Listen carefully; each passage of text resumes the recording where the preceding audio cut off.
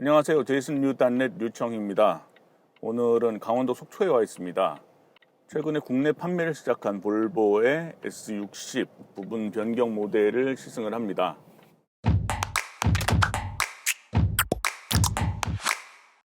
볼보는 전통적으로 부분 변경 모델이라고 하더라도 그렇게 큰 변화의 모습을 보여주지는 않습니다. 새차 발표회 현장에도 다녀왔지만은 현장에서 차들을 꼼꼼히 훑어봐도 일부러 누가 설명을 해주지 않으면은 어디가 달라졌나 이제 좀 궁금해할 정도로 이렇게 달라진 부분을 확 알아차릴 수 있는 그런 변화들은 별로 없죠. 외부도 마찬가지고 실내도 그렇습니다. 부분적으로 달라진 부분들이 있기는 합니다.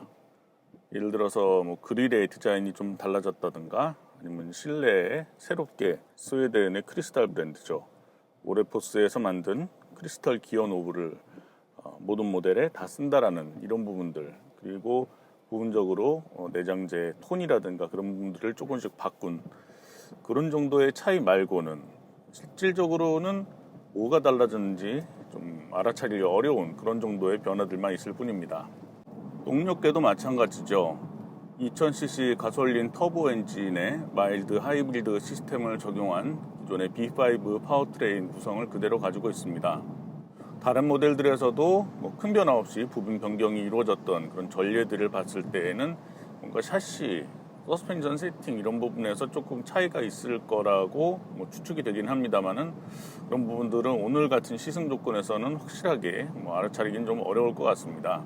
오늘 좀 비도 내리고 노면이 젖은 상태, 다양한 도로 조건을 달려볼 수 없는 그런 조건들이기 때문에 서스펜션의 차이 이런 부분들은 뚜렷하게 느끼기는 좀 어려울 것 같고요.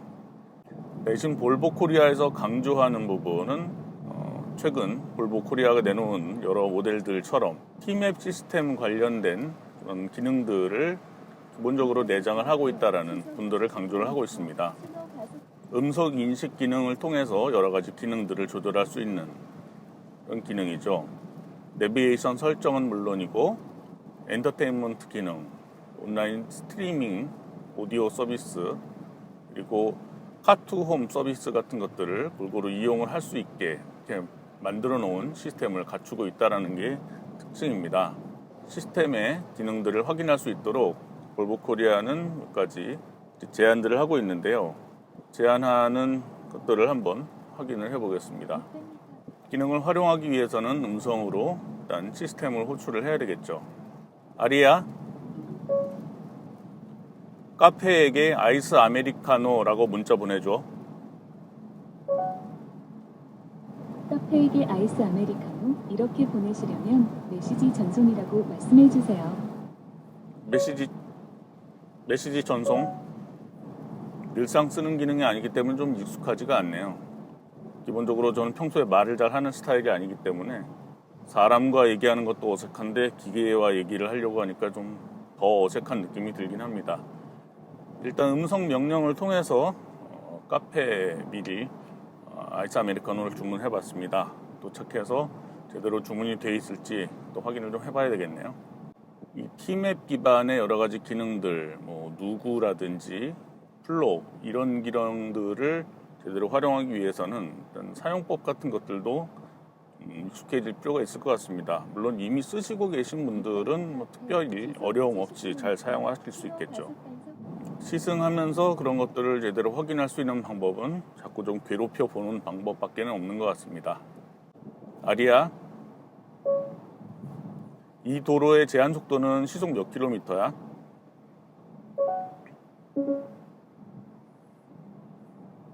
이런 질문은 알아듣지를 못하는군요.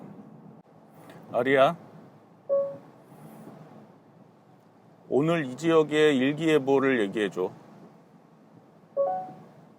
오늘 포남 이동 하늘은 흐리고 비가 계속 오겠습니다.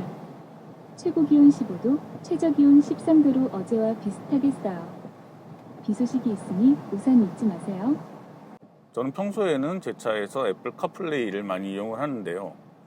어쨌든 애플 카플레이의 시리와 비교를 하면은 이 차에 쓰인 이 시스템 같은 경우에는 한글의 그 표현이 상당히 자연스럽다라는 느낌이 듭니다. 시리도 뭐 좀 자연스럽게 얘기를 하려고 여러 가지 뭐 신경을 쓴 것 같긴 하지만은 아무래도 한국에서 개발된 이 시스템만큼 한글 표현이 자연스럽게 느껴지지는 않죠. 뭔가 약간 좀 간지러운, 좀 니길거리는 좀 그런 느낌이 있기는 하지만은 이 시스템에 우리말 표현하는 그런 것들이 훨씬 더 자연스럽고 부드럽게 느껴집니다. 사실 음성 명령을 통해서 여러 가지 기능을 조절하고 확인을 하는 이런 기능들은 안전에 상당히 많이 도움이 되는 걸로 알려져 있습니다. 여러 가지 기능을 조작하기 위해서 인포테인먼트 시스템의 화면이라든가 여러 가지 버튼들 이런 걸 직접 눈으로 확인을 하고 조절하는 거에 비해서는 훨씬 더 시야를 전방으로 고정시킨 상태, 운전 환경들을 확인을 하면서 운전을 하는 그런 상태에서 조작을 할 수 있기 때문에 안전 운전에 도움이 되죠. 볼보가 접근하고 있는 방식도 그런 안전 차원에서 이 음성 인식 기능을 적극적으로 활용을 하고 있습니다. 대신에 이런 음성 인식 기반의 기능 조절 시스템 같은 경우에 중요한 점은 음성 인식의 인식률이 높아야 된다는 거죠. 사실 외국에서 개발한 그런 음성 인식 기능들, 자동차 업체에서 직접 개발하는 그런 것들도 많이 쓰이고는 있는데요. 사용할 수 있는 기능이 제한되어 있다던가, 또는 뭐 음성 인식으로 작동할 수 있는 그런 것들의 어휘의 범위들이 제한되어 있는 그런 경우들이 상당히 많이 있습니다. 그래서 더 중요하게 여겨지는 게 자연어 인식 기능이고, 그런 것들을 잘 활용할 수 있는 기능들을 직접 개발하기는 어렵기 때문에 다른 외부 업체들과 손을 잡고 개발을 하는 경우들이 많이 있습니다. 미국에서는 뭐 아마존의 알렉사라든가 구글 어시스턴트 그리고 애플 시리 이런 것들을 많이 활용을 하는데요. 아무래도 이런 것들이 한글과의 매칭이 잘 안 되는 경우들이 있습니다. 한동안 우리나라에서 여러 가지 뭐 음악 스트리밍 업체라든가 통신 사업자들에서 음성 인식 기능들을 담은 AI 어시스턴트 장치들을 많이 보급을 했었죠. 그런 것들도 다 음성 정보들을 수집을 해서 자연스럽게 여러 가지 기능을 작동을 할 수 있는 데이터베이스를 쌓고 AI를 훈련을 시키는 그런 것들을 하기 위해서 보급을 했던 거라고 할 수 있습니다. 그만큼 한글 관련된 그런 데이터베이스들은 우리나라 업체들이 많이 쌓고 있는 거죠. 그래서 인식률이 높은 시스템을 만들기 위한 그런 제반 기능들을 잘 갖춰놓은 T맵 기반의 시스템을 갖춰놨다는 게 볼보 차들에 쓰인 인포테인먼트 시스템의 강점이라고 할 수가 있겠습니다. 아리야, 실내 온도를 22도로 맞춰줘. 자동차 에어컨 온도를 22도로 설정할게요. 최근에는 그런 케이스들이 좀 많이 줄었습니다만은 한동안은 이런 음성 인식을 통해서 실내 온도를 조절하는 기능들을 갖춘 차들에서도 온도 단위로 설정이 안 되는 그런 차들이 있었는데요. 지금 타고 있는 S60에 쓰인 시스템에서는 그런 것들이 제대로 작동을 하는 걸 볼 수가 있습니다. 물론 다른 업체, 다른 차들에서도 그런 분들이 제대로 작동하는 것들이 좀 많이 늘고 있죠. 아직까지는 물론 차의 모든 기능을 다 음성으로 조절을 할 수 있는 건 아닙니다. 하지만 제한적으로나마 이렇게 자연스러운 말 표현을 통해서 이렇게 작동을 시킬 수 있다는 점들은 상당한 발전이라고 볼 수가 있습니다. 물론 음성 인식 기능이 많이 발전을 했기 때문에 그런 부분에서 사용 편의성이 높아진 것은 사실인데요. 사실 기본적인 인포테인먼트 시스템 기능 자체는 이전에 볼보가 사용하던 센서스 시스템과 크게 다를 바가 없습니다. 세로형 디스플레이를 사용을 해서 여러 가지 기능들을 배치를 하고 각각의 항목들을 찾아 넘어가야 되는 그런 부분들이 있는데 이런 부분들은 조금씩 개선이 되고 있지만은 그럼에도 여전히 여러 단계를 거쳐서 들어가야 되는 그런 불편함들이 아직도 어느 정도는 남아 있습니다. 이전에 시스템인 쓰인 차들과 비교를 해봤을 때는 화면 그래픽이 좀 달라진 거를 느낄 수가 있네요. 최신 트렌드인 단순화된 색상과 어떤 패턴 이런 디자인이 적용이 되어 있는 걸 볼 수가 있습니다. 이전에는 그라데이션 들어간 아이콘이라든가 좀 배경에 좀 은은하게 깔리는 그래픽, 조금 더 복잡한 스타일의 그래픽을 썼는데 좀 더 알아보기 쉽도록 단순화된 그래픽을 쓰고 있는 걸 볼 수가 있습니다. 어쨌든 기본적으로 부분 변경 모델이긴 하지만은 크게 달라진 부분들이 없기 때문에 차에 관련된 여러 가지 부분들은 이전에 S60 시승했을 때 했던 얘기들을 거의 그대로 반복을 하게 될 수밖에 없습니다. 상당히 정돈되고 차분한 디자인, 그리고 고급스러움을 느낄 수 있도록 처리한 이 색 배치, 그리고 재질 배치, 아주 고급스럽지는 않지만 그래도 어느 정도 좀 격이 있도록 보이게 만드는 그런 내장재들, 이런 부분들은 볼보가 오랫동안 좋게 평가받을 수 있었던 그런 이유 중에 하나죠. 시트도 마찬가지입니다. 위급 모델인 S90, XC90 그런 모델들과 비교를 하면은 약간 좀 사이즈가 작게 느껴지지만은 상당히 몸이 편하게 느낄 수 있도록 세심하게 신경을 쓴 시트의 굴곡과 쿠션, 그런 부분들은 운전하는 사람의 마음을 편하게 만들어주는 그런 중요한 요소이기도 합니다.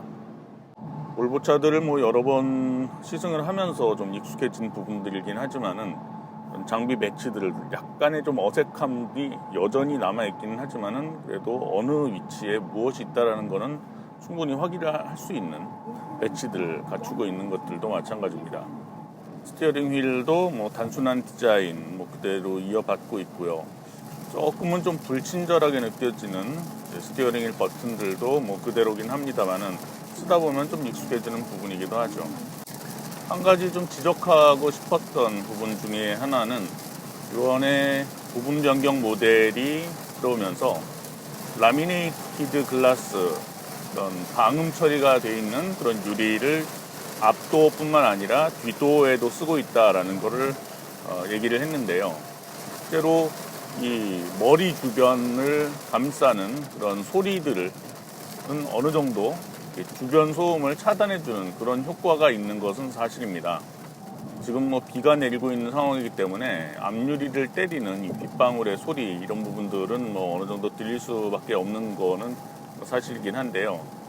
다른 주변 소음들, 이 주행하면서 다른 옆에 차가 지나갈 때 들리는 소리라든지 그런 부분들은 어느 정도 차단이 돼서 들려오는 것을 느낄 수가 있습니다. 대신 자동차의 방음에 관련해서 일종의 법칙 같은 것이 어느 한쪽에서 소음을 막으면은 다른 쪽에서 전달되는 소음이 좀 더 또렷하게 느껴지는 그런 현상들이 종종 나타나곤 하는데요. 사실 부분 변경 이전에 S60 같은 경우에도 아래쪽에서 올라오는 소음들이 그렇게 아주 방음 처리가 잘 됐다라는 느낌이 들지는 않았습니다. 그런데 부분 변경된 S60 같은 경우에도 아래쪽에서 올라오는 소음들은 어느 정도 또렷하게 들리는 그런 측면이 좀 느껴지네요.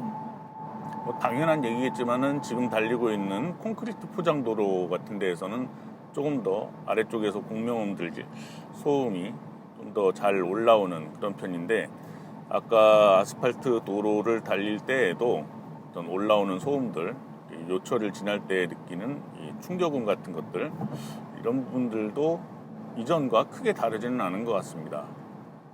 성능 측면에서도 이전과 크게 다르다라는 느낌은 들지 않습니다.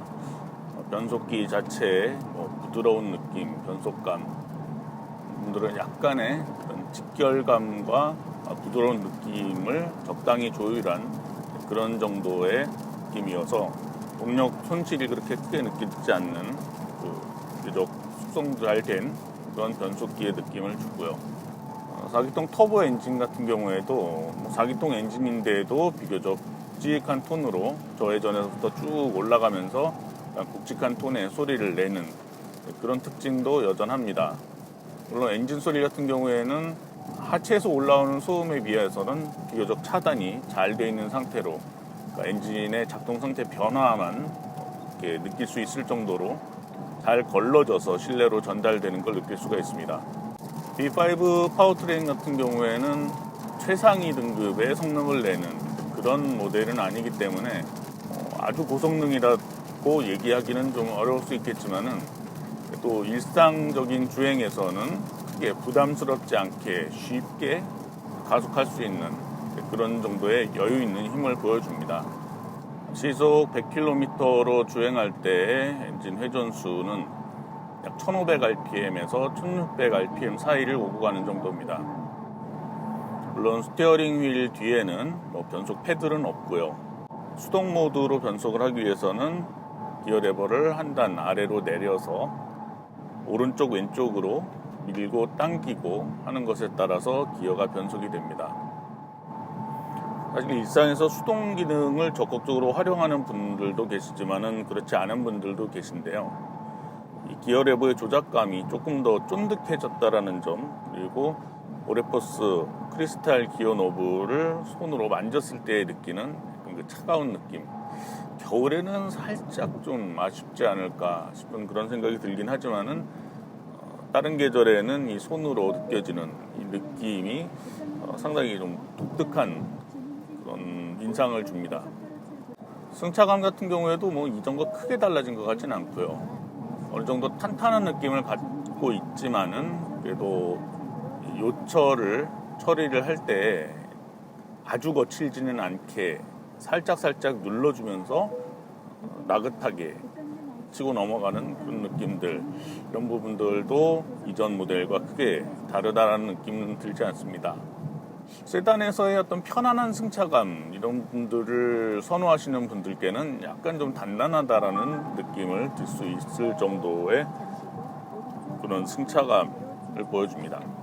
스티어링 휠 같은 경우에도 초기 반응이 아주 민감하진 않지만은 비교적 정직하게 스티어링 조작에 따라서 차체가 움직이는 그런 느낌을 주고요. 스티어링 휠 자체의 지름도 차 크기에 비하면은 이렇게 아주 크게 느껴지진 않습니다. 적당한 지름, 그리고 그에 비해서는 약간 두툼한 뒤매 굵기, 이런 분들은 차를 좀 다루는 느낌을 좋게 만드는 요소이기도 하죠. 어쨌든 스티어링 설정이 그렇게 허술하다는 느낌을 주지 않는다는 게 차의 신뢰성을 높이는 그런 걸로 여겨질 수 있는 그런 부분이긴 합니다. 기본적으로 서스펜션 설정 자체가 어떤 너그럽게 충격을 받아내고 풀어내는 그런 성격으로 조율되어 있지 않은, 약간은 차체 위아래 움직임 자체가 그렇게 크지 않은 식으로 설정이 되어 있기 때문에 시승차에 끼워져 있는 19인치 휠과 좀 낮은 편평기의 타이어, 이런 부분들이 잔진동들을 어느 정도 좀 잘 실내로 전달하는 그런 특성을 보여주기는 하는데요. 18인치 휠 정도에서 약간 편평비가 높은 타이어를 끼우는 게 오히려 승차감 쪽에서는 도움이 되지 않을까, 그런 생각이 듭니다.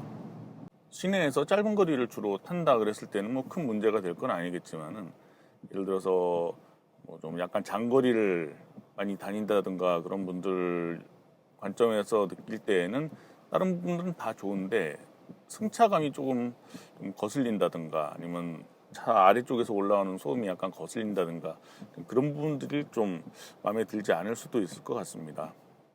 그런 경우에는 좀 약간 더 여유 있는 세팅들이 더 매력 있게 느껴지지 않을까 하는 그런 생각이 들고요. 사실 차의 나머지 부분들에서 느낄 수 있는 분위기, 고급스러움, 이런 것들이 워낙에 수준이 어느 정도 올라가 있기 때문에 그런 부분들과 비교를 했을 때 그런 거슬리는 부분들이 더 돋보이는 그런 측면이 있는지도 모르겠습니다. 어쨌든 기본적으로 다루기 좋고 편안한 마음으로 몰 수 있는, 안심하고 몰 수 있는 그런 성격의 차라는 것은 분명하고요. 대단한 고가의 럭셔리카는 아니지만은 그래도 어느 정도 이 정도 값을 내고 이 정도 수준의 꾸밈새를 갖춘 차를 탄다라는 그런 느낌에서 만족감을 줄 수 있는 그런 성격의 차라는 점은 분명합니다. 반환점에 거의 다 도착을 해와 가는데요. 약간 좁은 길, 도심 쪽으로 접어드는 좁은 길로 들어섰습니다. 사실 마일드 하이브리드 시스템 같은 경우에는 소통이 원활한 도로에서는 그렇게 크게 장점이 부각되지가 않습니다. 오히려 가다서기를 반복하는 도심 구간에서 장점들이 더 부각이 되는 경우들이 많죠. 벨트 구동 스타터 제너레이터가 작동을 하는 그런 상황들이 정지 상태에서 출발할 때 그리고 가속할 때 많이 작동을 합니다. 그런 상황에서 엔진 힘을 어느 정도 보완해주는 그런 역할도 하고 있죠. 그래서 이런 부분에서 이제 저속에서 속도를 붙여 나갈 때 어떤 수월하게 가속해 나가는 그런 부분들을 느낄 수가 있습니다. 그런 부분들이 차를 더 편하게 몰 수 있다는 느낌을 들게 만드는 그런 중요한 요소이기도 하죠. 59.9km 거리를 주행을 했습니다. 1시간 5분 걸렸고 15.1km/리터 비교적 좀 소통이 원활한 곳을 달려서 왔더니 연비가 이렇게 나쁘지 않게 잘 나왔네요. 일단 이렇게 해서 볼보 S60 B5 시승 마무리하겠습니다.